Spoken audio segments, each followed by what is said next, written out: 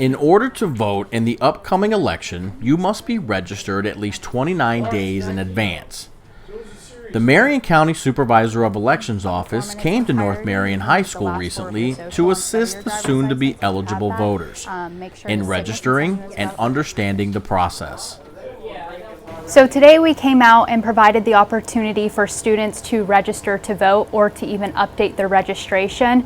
I think it's important that we come out to the schools and in the community to educate them on the elections, especially when it comes to millennials, because for some of them this is their first time voting, and I was in that spot once as well, so I know what it's like, and we just want to provide them as much education as we can to get them ready for the elections. All right, you'll get your voter information card in 7 to 10 days. Do you want to take a photo with a photo op? You don't have to. Okay, thank you. Yep.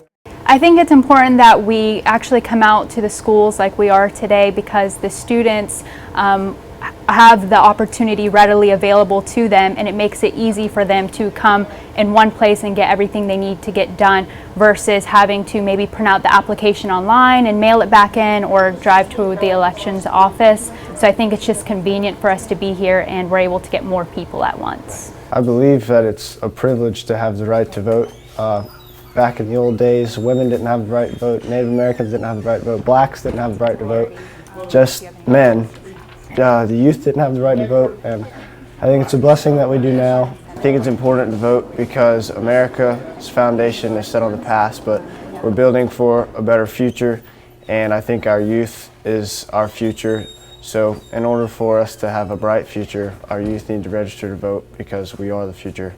So we did get quite a few registrations. We're actually looking pretty good on turnout, and we're super glad that these students are taking the initiative to come to this classroom and to actually have a desire to want to vote. No one's telling them to, they're just doing it on their own, and I think that's great, and we need more of that.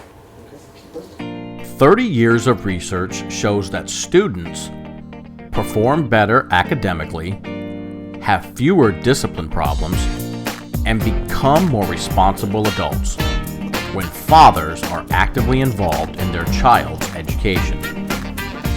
September 28th is Dad's Take Your Child to School Day. This event is a great opportunity for dads and other male role models to make a significant difference by staying actively involved in their students' educational experience. You may have noticed some congratulations posted on school marquees, congratulating their newly selected school-based teachers and Rookie Teachers of the Year. Now it's time to start the selection process, which begins when the Golden Apple Academy and the Public Education Foundation meet with all of the school-based representatives and host Golden Apple Orientation. So we talked to them about the process. What's your portfolio going to look like? What is the committee looking for? What will happen if your portfolio scores high enough to get you to the interview phase? I remember sitting there in the auditorium, and I thought to myself, okay, I'm going to turn my portfolio in, and then I'm going to go to the gala in February, because that's as far as I'm probably going to get. So we talk about all of that, and then the teachers go home and they work on their portfolios, which is probably a little bit like writing a master's thesis for some of them. It's really very introspective. I probably rewrote my portfolio 50 times trying to pare it down and get just the essence of what I do in class, which to me is really hard to put on paper. When I did the portfolio, I decided to really assess myself as an educator. Why am I here? What am I doing in the classroom every single day? I know that they gave you a tidbit to say this is your time kind of to shine and tell all the good things that you're doing in your classroom. I think for me that was the hardest part of the process, because you know everybody is answering the same types of questions, and you're trying to do it in an original way that stands out, but not so much so that it sounds weird. So that took me a really, really long time. Then our volunteer committee people have to read and score each of those portfolios. So there's 52 rookies and 52 teachers that they read and score.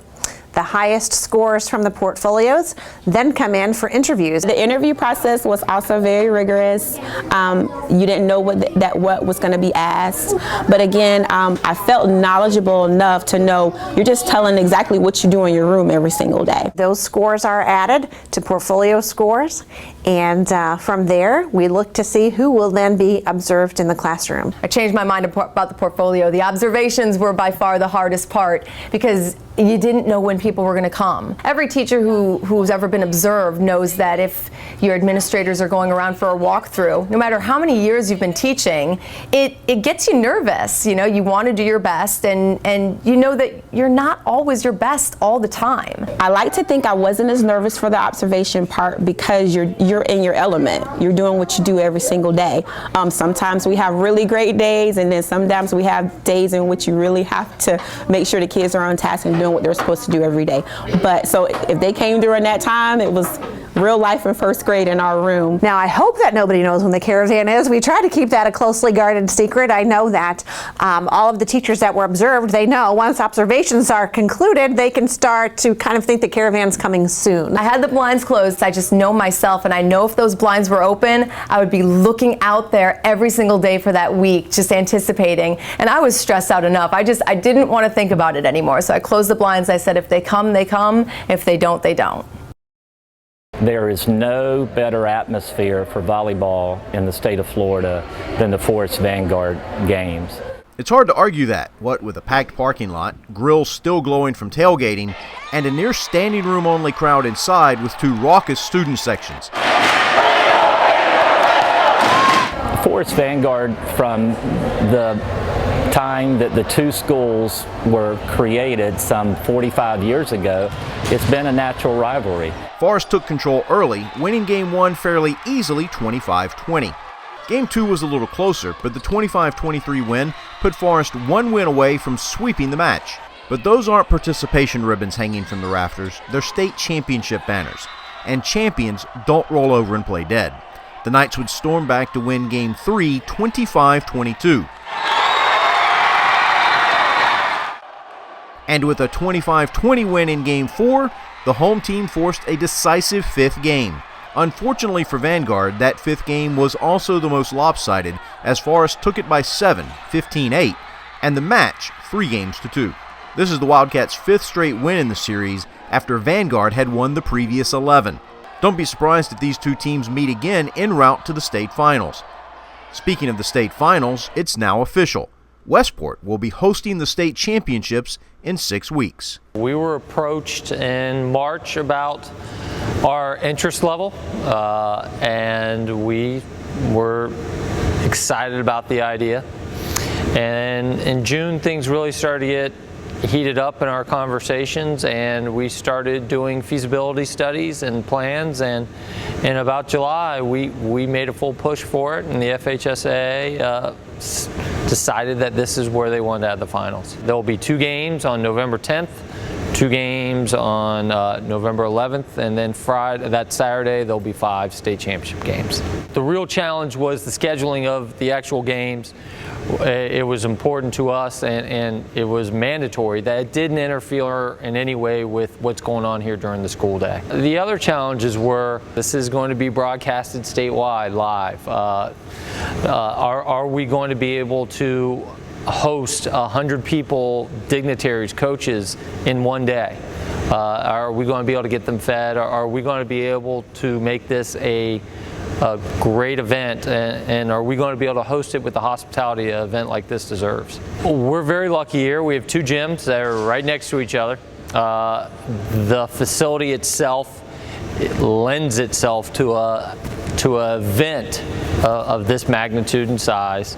We're centrally located in the state. There will be a team from Miami. There will be a team from the Panhandle. So we're centrally located, close to the FHSAA offices, and Marion County has a lot of really good volleyball teams, and there's a good chance, hopefully, that some local teams will be playing in the finals. That's absolutely an exciting thought, that a local team, we'd be able to host a local team, and hopefully the community will come out and support this event, whether we have a local team or not, but it certainly would help for sure if we did. First of all, it's an opportunity for Westport High School to show the rest of the state what a great place we have here. We have incredible facilities, incredible kids. We're really proud of our campus, really proud of the things we're doing here, and it's an opportunity for us to showcase that. The other benefits are hopefully financial for us. We're hoping that this could really be a financial boom for Westport High School athletics and allow us to do some things that we've been trying to do the last couple years. While the school looks brand new, it's 15 years old, and it's showing some age in some places, and this could be a real boost for us as far as improving our athletic facilities.